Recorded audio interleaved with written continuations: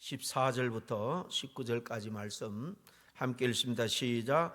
여호와께서 모세에게 말씀하여 이르시되 누구든지 여호와의 성물에 대하여 부지 중에 범죄하였으면 여호와께 속건제를 드리되 내가 지정한 가치를 따라 성소에 새길로 즉 은혜에 상당한 흠없는 수약을 양떼 중에서 끌어다가 속건제로 드렸습니다. 성물에 대한 잘못을 보상하되 더하여 제사장에게 줄 것이요 제사장은 그 속건제 수양으로 그를 위하여 속죄한 자 그가 사함을 받으리라. 만일 누구든지 여호와의 계명 중 하나를 부지 중에 범하여도 허물이라 벌을 당할 것이니 그러나 내가 지정한 가치대로 양떼 중에 흠없는 수양을 속건제물로 제사장에게로 가져갈 것이요 제사장은 그가 부지 중에 범죄한 허물을 위하여 속죄한 자 그가 사함을 받으리라. 이는 속건제니 그가 여호와 앞에 참으로 잘못을 저질이니라. 아멘. 그 6장 제가 한 3절까지 말씀만 읽어드리겠습니다. 이 속건제가 사실 6장에도 계속 진행되고 있기 때문입니다. 6장 2절에 보면 누구든지 여호와께 신실하지 못하여 범죄하되 곧 이웃이 맡긴 물건이나 전당물을 속이거나 도둑질하거나 착취하고도 사실을 부인하거나 남의 이런 물건을 줍고도 사실을 부인하여 거짓 맹세하는 등 사람이 이 모든 일 중에 하나라도 행하여 범죄하였으면 마찬가지로 5분의 1을 더하여서 보상하고 속건제물을 드리라. 그렇게 6절까지 되어 있습니다. 성막에 대해서 쭉 수요일날 우리가 오늘로서 18번째 살펴보고 있는데 오늘 성막에 드리는 제사 5가지 5대 제사라 그러죠. 이 번제, 소제, 화목제, 속죄제, 속건제 오늘 마지막 5번째 이 속건제에 대해서 말씀을 나누고 성막에 대한 시리즈를 모두 마치고 다음 주 수요일부터는 예고해 드린 대로 철로 역정을 따라서 하나님의 말씀을 같이 깊이 좀 상고하는 시간을 갖기를 원합니다. 우리가 읽은 이 본문 5장 14절부터 속건제가 나오는데 이 앞에 지금 읽은 이 본문은 특별히 그 하나님 앞에서 우리가 범죄한 것, 특별히 하나님이 구별한 성물을 우리가 범했을 때에 속건제 제물을 드리라 보상을 하고 그렇게 이 성물에 대한 속건제 규례에 대해서 나옵니다. 그리고 6장 1절부터는 특별히 사람들 사이에서 서로 간에 어떤 상해를 끼쳤을 때 이 해를 줬을 때 배상을 하고 속건 제물을 주님 앞에 드리라. 크게 이렇게 속건제는 크게는 2가지로 이렇게 나눌 수가 있습니다. 성물에 대한 규례 그리고 이웃에 대한 이 속건제 규례 이렇게 나눌 수가 있습니다. 사실 이 속건제는 나중에 이 속죄제하고 구별 없이 그렇게 통합이 되는 것을 볼 수가 있습니다. 속죄제는 그 뒤로도 계속 나오지만은 속건제에 대해서는 거의 나오지 않아요. 그러니까 두루뭉실하게 이 속죄제, 속건제를 같이 합쳐서 그렇게 속죄제로 드렸던 것 같습니다. 이 속건제는 이렇게 배상을 해야 됩니다. 손해에 대한 배상을 하고 또 제물은 제물대로 드려야 되기 때문에 이 보상 제사다, reparation offering 그렇게 영어로 번역을 하기도 합니다. 이 속건제, 속죄제는 나중에 통합된 것처럼 밀접하게 서로 관련된 제사입니다. 죄를 범했을 때 하나님이 정한 규례를 범했을 때 하나님 앞에 제물을 드려서 죄 용서함을 받는 것입니다. 크게 보면 속죄제는 주님이 정하신 계명을 어겼을 때 하나라도 어겼을 때 그렇게 계명에 관한 죄를 다룬다면 속건제는 실제적인 배상이 필요한 물건에 대한 범죄를 그 중에서 다룬다라고 보면 되겠습니다. 이 속죄제가 그러니까 훨씬 범위가 크겠죠. 이 속건제는 이 배상이라는 주제가 확연하게 두드러지는 그런 제사다 하는 것을 우리가 염두에 둘 필요가 있습니다. 제사들을 드리는 방법에 대해서는, 절차에 대해서는 7장에 좀 나와 있습니다만은 다른 제사에 비해서 훨씬 간략하게 그렇게 나와 있습니다. 대신에 이 배상해야 될 부분에 대해서 좀 더 구체적으로 설명을 합니다. 이 속죄 제물로는 수양을 드립니다. 제일 큰 제물이 만약에 제사장이나 족장이 죄를 범했을 때, 회중 전체가 죄를 범했을 때는 수소를 드리죠. 이 속죄제에서. 그런데 속건제는 순양을 드리도록 되어 있습니다. 수소 다음에 그 다음에 큰 제물이 순양이에요. 그렇게 볼 때에 굉장히 무거운 제물을 요구하는 제사다라는 점도 우리가 유의를 해야 합니다. 뭐 절차는 속죄제와 많은 부분이 겹치기 때문에 그런지는 모르겠습니다만은 간략하게 나옵니다. 성소에 들어가서 피를 뿌리는 속죄제와는 달리 이 속건제 제물은 그냥 번제단 사방에 뿌리도록 했고요. 이 기름, 콩팥 같은 그 내장에 붙은 기름 모두 다 끌고 모아서 속죄제처럼 그것은 다 불살라 하나님께 드리라고 했습니다. 이 속죄제처럼 하나님 앞에 죄를 다 태워 드리는 의미가 있습니다. 내 죄 대신에 죽음을 당한 그 희생 제물을 기억하라는 의미도 있겠습니다. 그리고 제사장들은 이 기름 그리고 이 콩팥 같은 기름진 것을 태운 다음에 나머지 고기는 성소에서 제사장이 먹을 수 있었습니다. 하나님은 제사장들이 하나님의 일에 전념할 때 책임을 져주신다 하는 것을 간접적으로 보여주는 내용입니다. 그럼 언제 어떤 범죄를 저질렀을 때 이 속죄제를 드려야 되는가 좀 구체적으로 살펴보겠습니다. 이미 말씀드린 것처럼 속건제는 크게 하나님과 관계에서 죄를 범했을 때, 그리고 이웃과의 관계에서 죄를 범했을 때 두 가지로 나눌 수 있다고 그랬죠. 그래서 첫 번째로 먼저 하나님과의 관계에 속한 이 속건제, 바로 하나님에 속한 성물에 대해서 부지 중에 죄를 범한 경우입니다. 오늘 15절 16절에 보면 누구든지 여호와의 성물에 대하여 부지 중에 범죄하였으면 여호와께 속건제를 드리되 내가 지정한 가치를 따라서 성소의 세겔로 몇 세겔 은에 상당한 흠없는 수양을 양떼 중에서 끌어다가 속건제로 드려서 성물에 대한 잘못을 보상하되 그것의 5분의 1을 더하여 제사장에 줄 것이요 제사장은 그 속건제의 수양으로 그를 위하여 속죄한즉 그가 사함을 받으리라 그랬습니다. 하나님의 성물에 대한 의무를 고의로 어겼거나 혹 또 부지 중에 어겼을지라도 그에 따른 손실을 보상하고 드리는 제사가 이 속건제입니다. 성물에 대해서 구체적인 계명들을 주셨기 때문에 이런 실수는 다분히 부주의한 책임을 묻는다는 거죠. 이 경우에 먼저 은세겔로 손해를 끼친 상당한 가치를 계산하여 성물에 보상을 합니다. 성물에 대한 그 잘못을, 손해 끼친 것을 보상하되 5분의 1을 더해서 제사장에게 주라 그랬죠.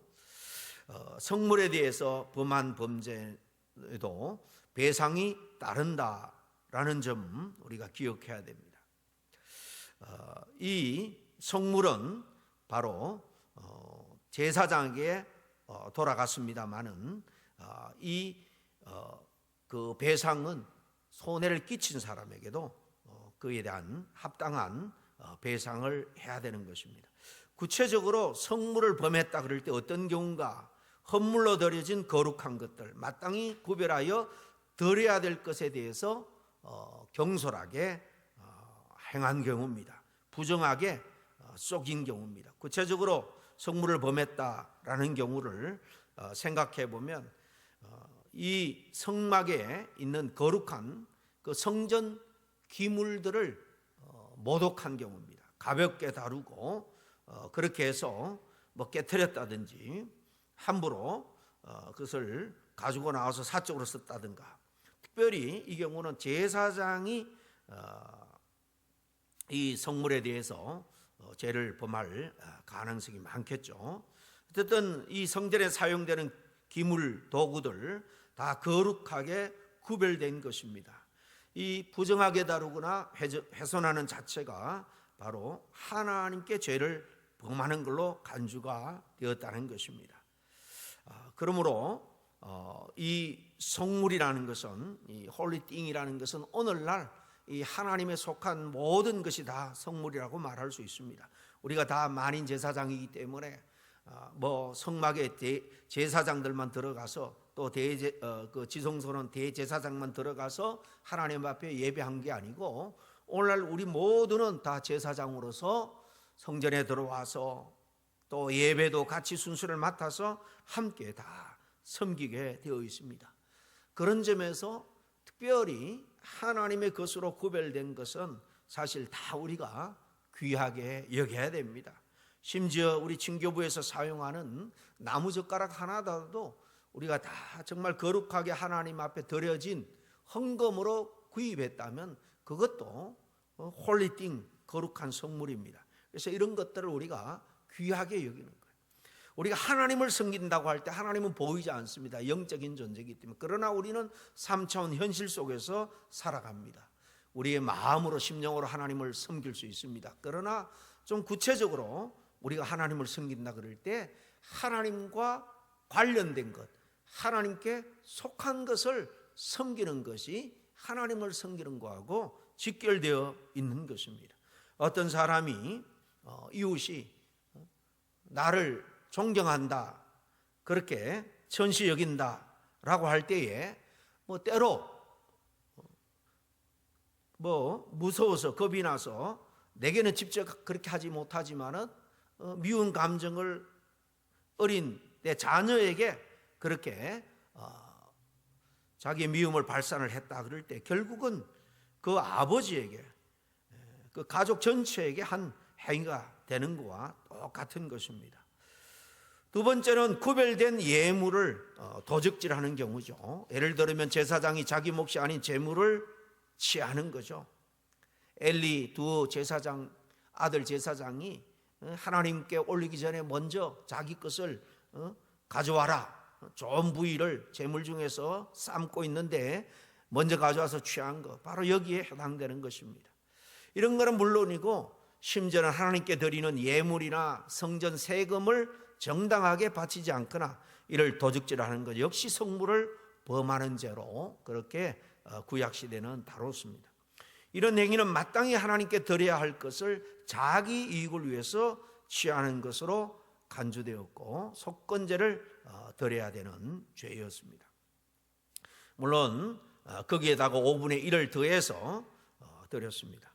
그런가 하면 또 거룩한 날, 또 의식이 그 제사 의식이죠. 이런 거에 대해서 하나님이 정한 법대로 하지 않고 모독한 경우도 속건 제사를 드렸습니다. 거룩한 날, 구약시대는 안식일이 되겠죠. 특별히 7대 절기를 비롯한 하나님 앞에 다 그런 절기마다 먼저 번제나 이런 속죄제나 제사를 드리고 일주일간 그렇게 보통 절기를 지키죠. 그런 이 하나님이 정한 안식일, 속죄일, 그리고 여러 가지 7대 절기를 비롯한 이 절기에 하나님 앞에 구별해서 제사를 드리고 헌물을 드리고 그 구별해서 그 날을 지켜야 되는데 자기가 돈 버느라고 그렇게 하지 못했다라고 할 때에 사실 하나님의 성물을 범하는 죄가 되는 것입니다. 하나님의 거룩함을 훼손하는 행위로 간주하는 거죠. 이런 모든 행위들에 대해서 오늘 19절에 그가 여호와 앞에 참으로 잘못을 저질렀음이라 그렇게 명백하게 말하고 있죠. 그런가 하면 이제 하나님과 관계에 대해서 말씀드렸고 이웃과 관계에서 범한 범죄입니다. 이웃에게 신체든지 어떤 물질이든지 손해를 끼친 경우는 속건제 제물을 드려야 되고 배상을 해야 됩니다. 그 6장 2절에 보면 누구든지 여호와께 신실하지 못하여 범죄하되 그렇게 말합니다. 이 경우 이미 알고 있는 계명들인데 그 계명에 신실하지 못한 거예요. 순간 욕심에 사로잡힌 겁니다. 이런 다분히 고의적인 범죄는 반드시 배상을 하도록 그렇게 속건제 제도를 만들어 놓은 것입니다. 구체적으로 말하면 이웃과의 관계에서 고의로 범한 범죄는 오늘 아까 잠깐 읽었습니다마는 이웃에게 맡긴 물건 또 전당물, 옛날에 물건을 맡기고 양식을 구하고 이런 일이 많았던 것 같아요. 그러다 보면 자기 가문으로부터 이어받은 그런 땅 전답들을 맡기고 못 갚으면 이웃의 것이 되죠. 그리고 이제 50년째 77에 49년이 지난 50년째는 휘년을 선포하고 다시 그 가족들로 땅을 돌려받는 휘년 제도를 하나님 은혜로 만들어 주셨죠. 그 사이에는 뭐 흉년이 왔다든가 게을렀다든가 이래서 양식을 제대로 구하지 못하면 물건을 맡기는 일이 많았습니다. 그런데 내가 뭐 이런 비싼 외투를 맡았는데 다른 사람에게 이렇게 받은 아니면 자기들이 갖고 있는 싼 것을 맡은 것처럼 그렇게 한다든가 이런 경우 뭐 더 나가서 직접적으로 남의 것을 도둑질하거나 착취하는 경우 이런 경우가 되겠습니다. 그러니까 이런 경우는 우발적인 것이 아니라 다분히 고의적인 거죠. 그래서 하나님께 신실하지 못한 죄다라고 말씀하고 있는 것입니다. 욕심에 사로잡혀서 이웃의 물건을 탐낸 것이죠. 구약에 보면 다윗이 심지어 이웃의 아내를 탐내어서 그 남편까지 살해하는 범죄를 저지른 그런 경우도 봅니다. 일단 유혹에 빠지면 쉽게 헤어나오지 못하는 이 인간의 연약함을 잘 드러내는 그런 말씀인데요. 이 범죄는 하나님께 신실하지 못해서 생긴 범죄라는 거예요. 우리가 말씀에 충만해 있고 성령에 충만해 있으면 영적으로 충만한 삶을 살면 하나님 앞에 신실한 신앙생활을 하면 이런 죄를 범할 리가 없을 겁니다. 두 번째 경우는 남의 이런 물건을 줍고도 사실을 부인해서 거짓 맹세하는 경우다. 참 딱한 범죄죠. 이런 경우 훔친 것이나 착취한 것이나 주운 것에 다 5분의 1을 더해서 다 돌려주고 속건 제물을 드려야 됩니다.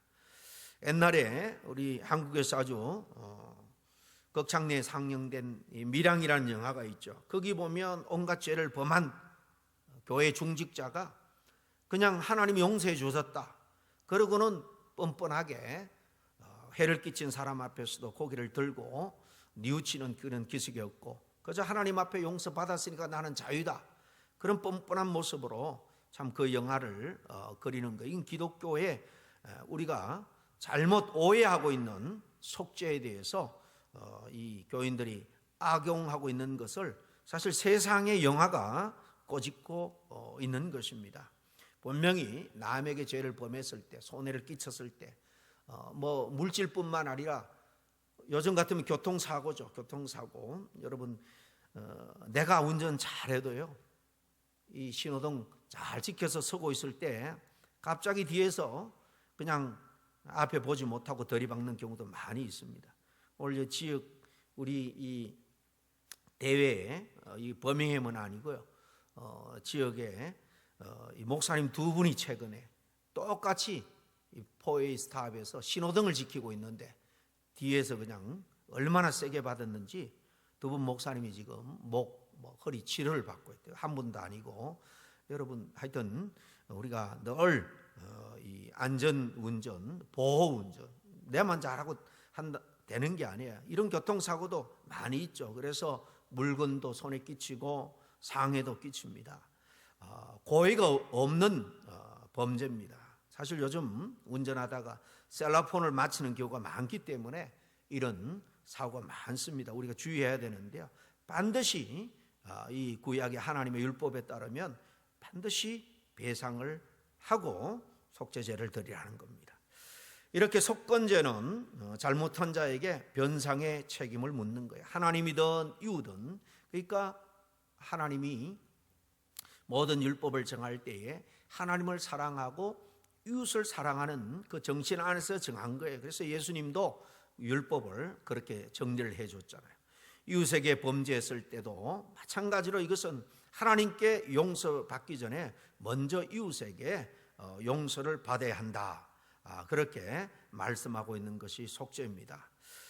이 속건제입니다. 이 속건제의 목적은 이처럼 하나님을 사랑하고 이웃을 사랑하는 데 있는 겁니다. 우리가 하나님과 이웃을 사랑한다고 하면서 이런 탐심을 가져서는 물론 안 되고, 부지 중에도 남에게 해를 끼쳤다면 우리가 그에 대해서 책임을 져야 한다. 이것은 이웃 사랑이라는 측면에서도 신약에서도 그대로 무슨 5분의 1을 더해서 한다 꼭 이렇게 적용할 필요는 없지만은 반드시 거기에 대해서 우리가 변상의 책임을 져야 된다. 이것이 바로 이웃을 온전히 사랑하는 행동이고 모습인 줄로 믿습니다.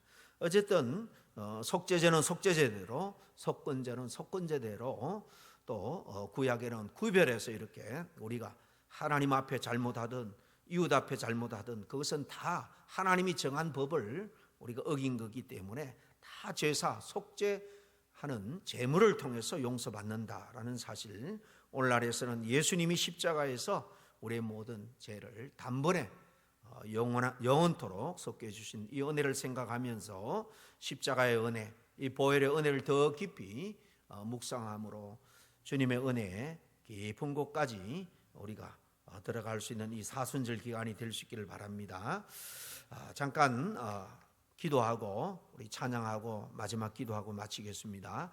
하나님 아버지, 우리가 살아가면서 정말 하나님의 뜻에 합당하지 못한 모든 것들, 의도했던 부지중했던 그것은 다 아버지 하나님 앞에 범한 죄임을 고백하고 먼저 주님 앞에 죄악을 내어놓고 용서할 뿐만 아니라 구체적으로 우리가 의도했던 그렇지 않았던 정말 하나님의 속한 것에 대해서, 성물에 대해서, 또 우리 이웃에 대해서 우리가 여러 가지 또 물질적으로 또 상해를 또 불이익을 입혔다면 그에 대한 책임을 감당할 수 있는 그런 마음으로 하루하루를 정말 신실하게 책임 있게 그렇게 살아갈 수 있는 우리 모두가 될 수 있도록 인도해 주셨기를 간절히 바라고 나올 때 예수님의 이름으로 기도하옵나이다. 아멘.